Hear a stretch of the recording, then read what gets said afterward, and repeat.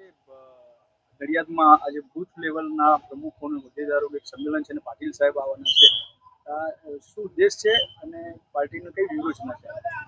અમારા પ્રદેશ અધ્યક્ષ શ્રીમાન સી.આર. પાટીલનો મંત્ર છે કે બૂથ પર તમારું તંત્ર મજબૂત હોવું જોઈએ.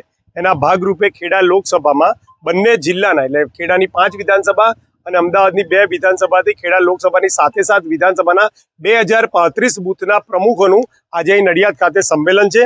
અમારા બૂથ પ્રમુખો તેના બૂથ નંબર અને ઓળખ કાર્ડ સાથે આ બેઠકમાં હાજર છે અને સૌ પોતાના બૂથમાં ભારતીય જનતા પાર્ટીના ઉમેદવારને નરેન્દ્રભાઈના હાથ મજબૂત કરવા માટે જીતાડવા માટે ઉત્સુક છે. આજની બેઠકમાં કાર્યકર્તાઓ પાટીલ સાહેબનું માર્ગદર્શન મેળવવા માટે પણ ખૂબ જ ઉત્સાહમાં છે. ખાસ કરીને શું આજે ઉદ્દેશ્યને શું કયા સબ્જેક્ટ પર ખાસ ચર્ચા કરવામાં આવશે?